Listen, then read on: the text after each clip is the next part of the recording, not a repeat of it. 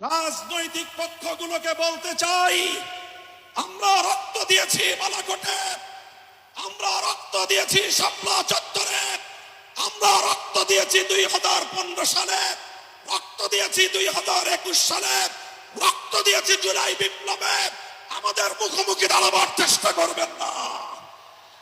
আমরা রক্ত দিয়ে অধিকার আদায় করি, রক্ত দিয়ে বাংলাদেশ কিনেছি, রক্ত দিয়েই বাংলাদেশের স্বাধীনতা রক্ষা করবো ইনশাআল্লাহ।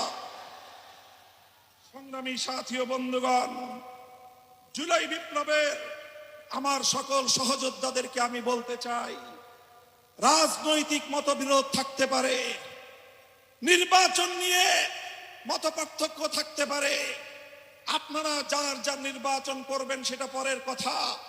আসুন, যারা জুলাইয়ের বিপ্লবের রাজপথে ছিলেন, জুলাই বিপ্লবের সনদের আইনি ভিত্তি কার্যকর করার জন্য আমরা হাতে হাত রাখি। সংগ্রামী সাথী ও বন্ধুগণ, সর্বশেষ বক্তব্য, আগামী 13 তারিখ জুলাই সনদের গণভোটকে কেন্দ্র করে সরকারি সিদ্ধান্তের দিকে আমরা তাকিয়ে আছি। সরকার যদি জনগণের শান্তিপ্রিয় ভাষা বুঝতে ব্যর্থ হয়, আবার বলছি, সরকার যদি 8 দলীয় নেতৃবৃন্দের শান্তিপ্রিয় ভাষা বুঝতে ব্যর্থ হয়, যেই ভাষায় বললে সরকার বুঝবে, আমরা সেই ভাষাই প্রয়োগ করব, সেই কর্মসূচি ঘোষণা করব ইনশাআল্লাহ। নারায়ে তাকবীর, নারায়ে তাকবীর।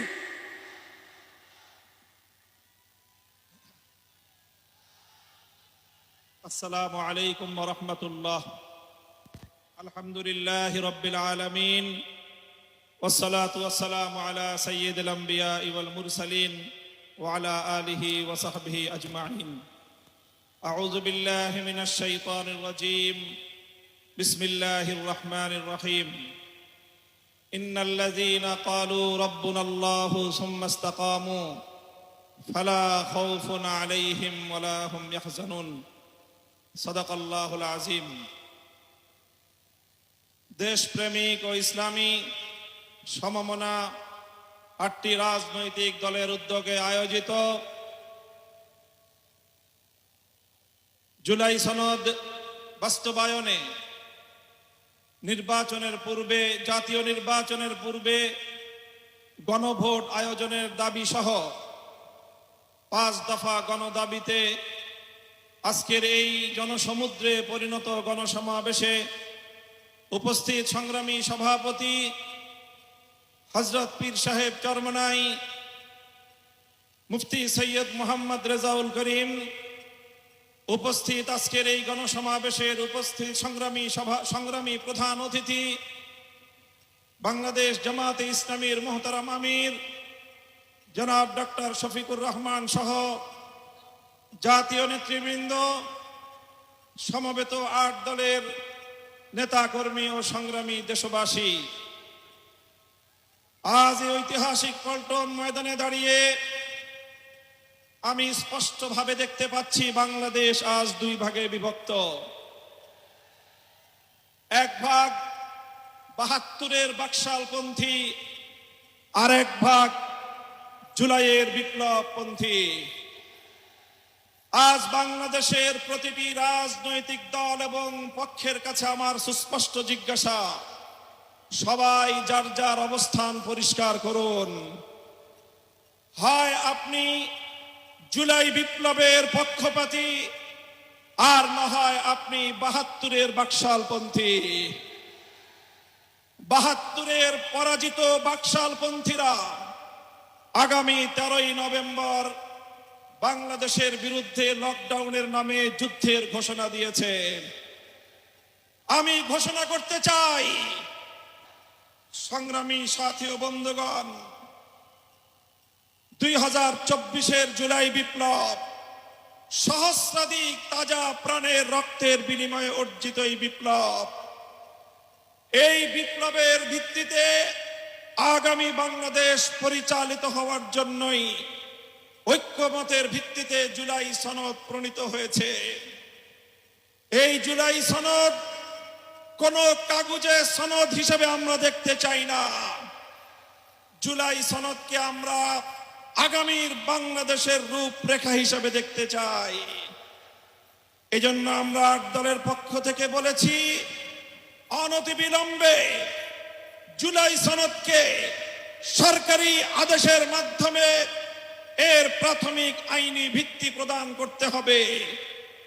এরপরে আগামী ত্রয়োদশ জাতীয় সংসদ নির্বাচনের পূর্বেই গণভোটের মাধ্যমে জুলাই সনদকে চূড়ান্ত আইনি ভিত্তি প্রদান করতে হবে। এর ব্যত্যয় হলে জুলাই বিপ্লব পন্থীরা বরদাস্ত করবে না, সেটা মানবে না। আমরা সুস্পষ্ট ঘোষণা দিতে চাই, আমাদের জুলাই যোদ্ধাদের, জুলাইয়ের বিপ্লবের শাহাদাত পালনকারী বীর শহীদদের রক্ত মারিয়ে জুলাই বিপ্লবের, জুলাই সনদ বাস্তবায়নের গণভোট ছাড়া বাংলার মাটিতে আমরা আর কোনো কিছুই হতে দেব না। আমি জানি না জাতীয় নির্বাচনের আগে জুলাই সনদ বাস্তবায়নের লক্ষ্যে গণভোট হলে কার কি সমস্যা, সেটা আমাদের বুঝে আসে না। আমাদের সমস্যা হলো জুলাই সনদের গণভোট ছাড়া যদি জাতীয় সংসদ নির্বাচন অনুষ্ঠিত হতে থাকে, জাতীয় সংসদ নির্বাচন যদি তফসিল ঘোষণা হয়ে বাস্তবায়িত হয়, অনুষ্ঠিত হয়, সেখানে অনেকগুলো বড় বড় জটিলতার সৃষ্টি হবে। তার মধ্যে অন্যতম একটি হলো দ্বিকক্ষ বিশিষ্ট জাতীয় সংসদের উচ্চ কক্ষ কিভাবে গঠিত হবে, কিভাবে রাজনৈতিক দলগুলো তাদের নির্বাচনী ম্যানিফেস্টো তৈরি করবে, জাতির সামনে তারা তাদের উচ্চ কক্ষের 100 সদস্যের তালিকা কিভাবে প্রকাশ করবে, এই সকল বিষয়ের কোনো সদুত্তর তাদের কাছে নাই। যারা জুলাই সনদের গণভোট জাতীয় সংসদ নির্বাচনের আগে অনুষ্ঠানের ক্ষেত্রে বিরোধিতা করছেন, আমরা তাদের সমস্যার কথা জানতে চাই। কোনো যুক্তি নাই, কোনো যুক্তি নাই। তারা জুলাই সনদের বাস্তবায়নকে ঠেকিয়ে দিয়ে বাংলাদেশে আবার ফ্যাসিবাদ কায়েম করবার ষড়যন্ত্র করছে। পরিষ্কার ঘোষণা করি, রক্ত দিয়ে যেই ফ্যাসিবাদ বিদায় করেছি, প্রয়োজনে আবার